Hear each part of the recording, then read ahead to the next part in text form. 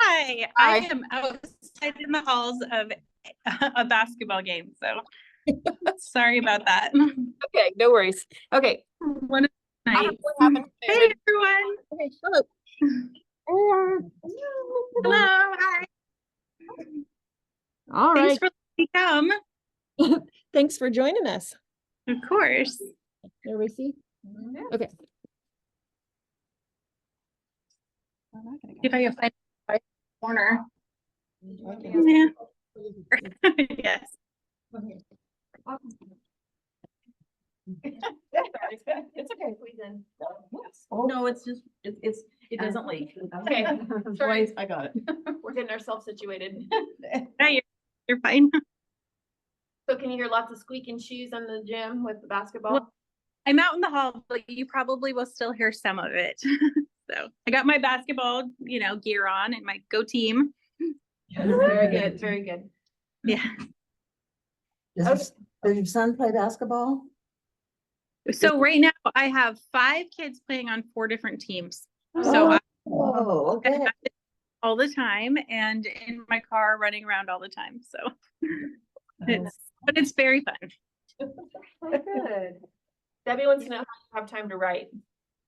Oh, I don't, but I don't sleep enough either. So what I've started doing, I mean, I dream of the day when I can like write, like 4 hours every morning or something. That's never been my luxury. So I'm really good at doing it in like little breaks because that's all I've ever been able to do. But lately what I've been doing is if I know I have something I have to get done, I will like go away for like a day and just like write like without stopping and like just do it in a big burst because I can edit with interruptions, but it's hard for me to write with like do a rough draft with interruptions. So we read Beyond the Walls. What number, how many books have you written? Well, I have written probably 10 or 11. I've published, that's my 7th published one. Oh, wow. Yeah. Very good. Thank you. Tell us how you got started writing and how you got published, I guess, for the first time or your Sure. Yeah. So when I had just had my 7th, no, I don't even know. I just lost my train of thought. Sorry, squeaky shoes. When I just had my 5th child, I was feeling like I needed a creative outlet.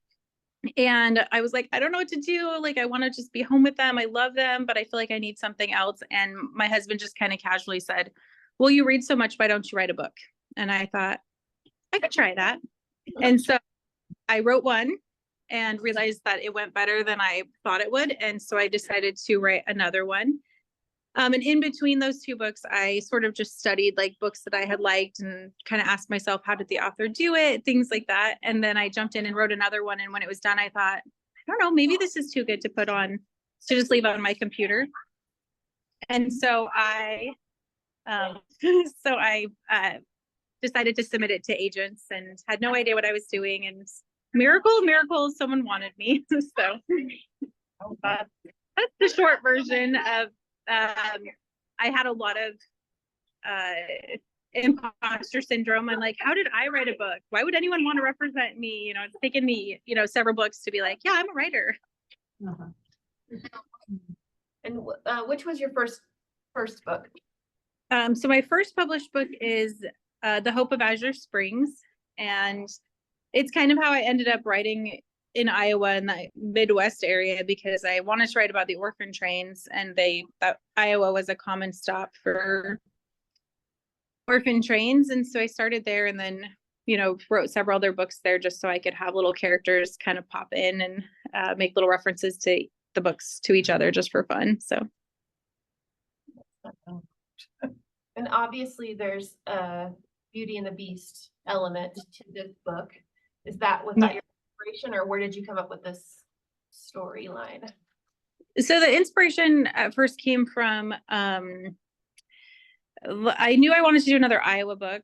At the time I was with a different publisher and I thought that I would stay with them. And so I thought, if I do another Iowa book, I can have fun doing little nods to my previous books. And then, but I didn't want to do rural again. And so I discovered the feather duster factory and thought, oh, I'll build it around this. It'll kind of have an industrial feel, but still be Iowa.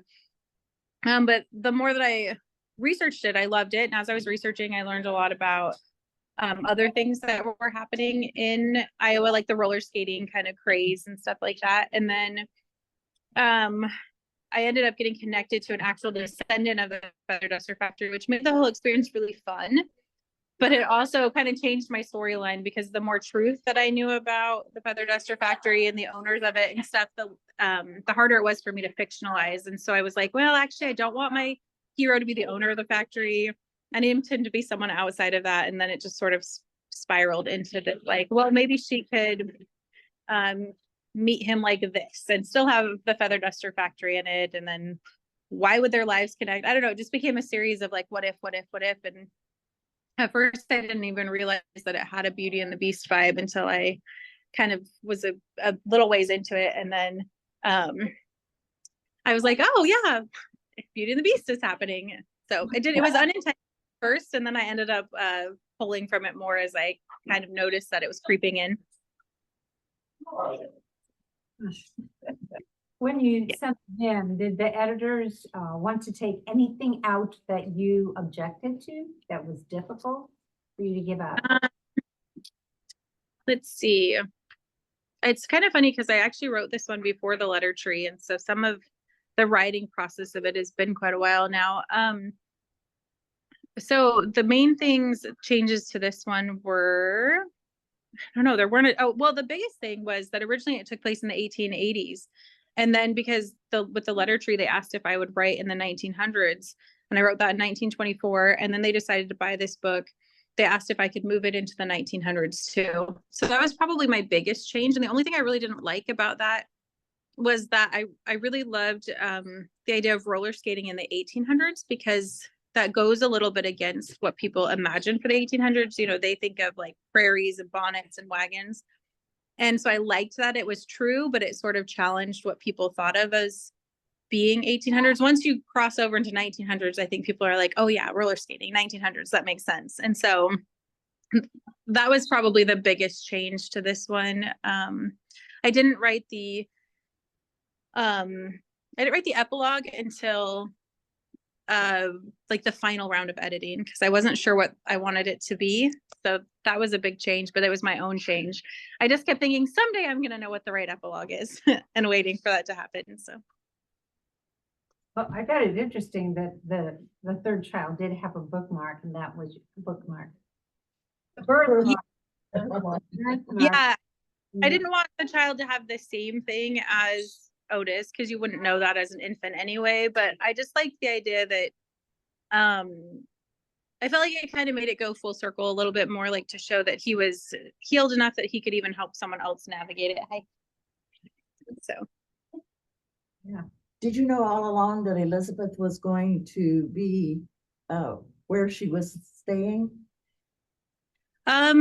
Yeah, so probably that was another part of the storyline that I didn't know exactly how it would play out, but I knew I really wanted to put in there, because so I'm a foster parent and an adoptive parent, and I've also had a foster child like leave because someone surfaced that didn't know the child late in the case, and I watched the trauma of that, and I think they were trying to do the right thing. So we don't need to get too personal into that case, but I watched how much pain came from it, and it really just left me with this impression of the right thing to do is not the same in every case, but it always includes doing whatever is best for the kid, and that sometimes that looks differently. Hang on one second. Sorry, I'm zooming into a book club while I'm at basketball. I don't want that right now. Okay, I'm gonna have you come in and sit by Titus, and then I'm gonna be back in like 1 second. Okay, sorry. I love it. I love it. Okay. Tuesday, Wednesday. Okay. Yes. Thank you. Okay. 1 second. I'm gonna run her in to sit by people and come right back out. Okay, come here. Okay. Go in. And then we'll take you to your practice in just a minute. Okay. Just a second. Okay. Look in the middle, and you'll see Titus. Walk this way. Walk that way, and go. No, straight. He's in the middle section. My daughter. Okay. Keep going. This reminds me of Yeah, Tia. he needs to help her out. Sure. it probably needs- Sorry, I'm so sorry. Oh, that's fine. We're fine.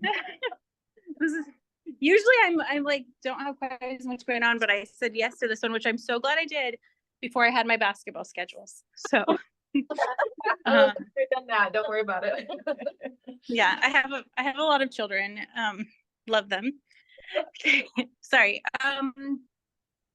So yes, I wanted that part of the storyline because I feel like I'd written stories where people kind of went and rescued a kid or things like that, and I really loved showing that sometimes the right thing is like painful and not being the hero, the classic hero of going and rescuing them, right? That was good. Yeah, it was written well. So enjoyed Oh, the thank you. little drama that you did, the Reader's Theater type thing. At the party, at the farm with with the sisters. violin- Sisters. with the sisters, and those two had to read This part. the complimentary parts.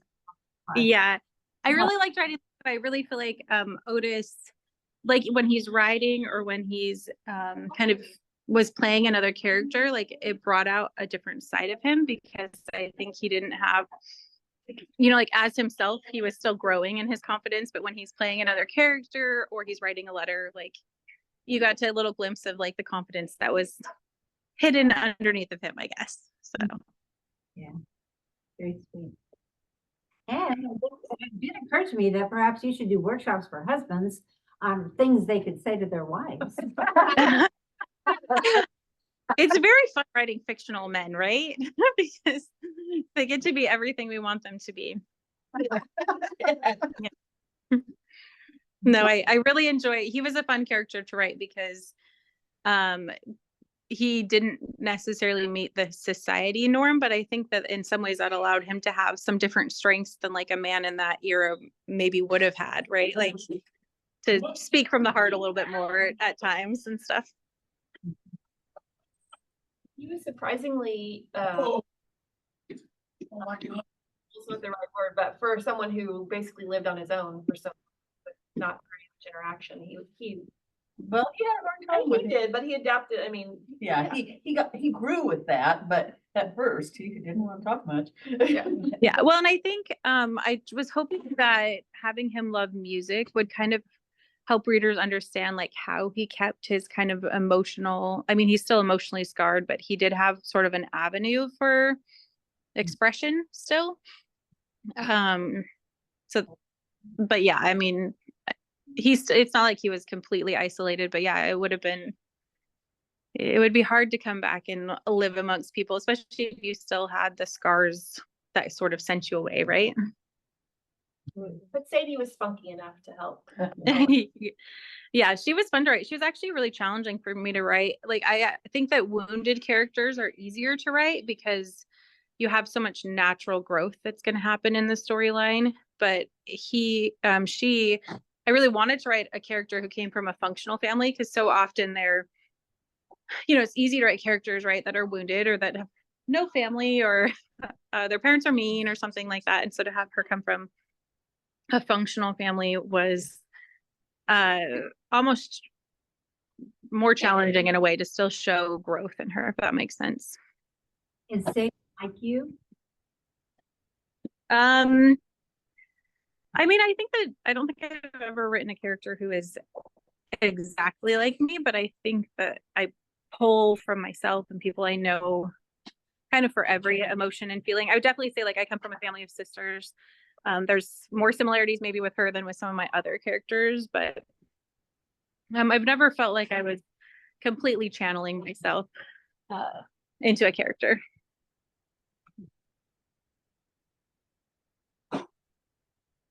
What are you? Oh, go ahead. You know, the characterization I thought was very strong because I cared about what happened to them, and I felt there was growth but consistency. It wasn't like, what'd they do that for? It was Yeah, I mean, I think probably the only thing, well, maybe other things, but to me, or the one I hear on this book is a little bit of, you know, why didn't she tell sooner about Elizabeth? You know, they've been communicating so well. Why did she hold that And I think, it's just because she knows that no matter that she's going to hurt someone she cares about, you know, when it was just herself being vulnerable or possibly getting hurt, she's more willing to do it. But in this case, she knows it's going to either hurt him or hurt them. And I think that's why she clams up a little bit more on that topic. Are you required to write a certain number of pages or words? So my contracts do include a word count, which they're not like overly strict about it. So if I were to, you know, go over by a few thousand or something, they would probably be fine. It's just to give them a loose, number of kind of like price point of how much it will cost to publish the book so that they can kind of have projections and stuff on how well a book will do. So this one, my contract said 85 to 95,000. I can't remember what it finished at, but I think it was within that. If it was off, it was only off by a little bit. Well, if she would have told him sooner, you could have cut some words. Yeah, that's true. Might have been too short then. It is true. There's always things where I'm like, there are times if it's too short where I go in and add a whole nother thread, or if it's too long, I have to cut out a whole, you know, arc that I wanted to have in there. Save it for the next book. Exactly. Are you working on something right now? Besides that? So yeah, right now I have a book, I have a contemporary, so it's modern times, so it's on submission, and I haven't heard anything back from that. It's a little bit hard because I have to kind of approach new publishers and get them to believe that I could write in another genre. And then I have 50 pages of another historical letter with my editor, and I'm supposed to be finding out in the next sometime between now and Christmas if they want that one. A lot of it is going to still depend on the sales of the Letter Tree and Beyond Ivy Walls. So spread the word. It's hard because these books are well received and get good reviews, but the sales have always been sort of just teetering on the possibly will renew the contract. So I'm in this position a lot of them saying we're thinking about it. So, but it's a historical, and I'm really excited about it. It has to do with a boat wreck, but it's romance and stuff, but it's kind of the aftermath of it. And it's a Uh-oh. Naps over. You froze there. Yep. Well, oh, sorry. y'all enjoyed this one, and I've read the Letter Tree. I'll talk them all into seeing if they can. Thank you. The Letter Tree is on sale right now, so if you are contemplating it, now is a great time, but no pressure. I am just always grateful for readers. I'm grateful for you know, the more that I've written, the more I realize that it's very much a team. It's kind of an isolated process while you're writing, but then it's very much a team thing as you go through editing and marketing and all of that. So I'm always excited to come to book clubs. I'm sorry that I've been so distracted this time. And I just am super grateful for all the readers. It's my favorite part of writing is that I get to connect with people all over the country, all over the world. So glad. Thank you. So glad. Thank you. And thanks for squeezing us into. Yeah, thank you. I know that. I'm really sorry. I promise I'm not normally like this. So if you do another one of my books, I'll be at home. I will be like 100% focused. I'll tell you all my writing stories. So don't give up on me. I'm most impressed about that. You got distracted. You went and got somebody to find its chair, and then you still came out and remembered the question. That Yeah, that's impressive.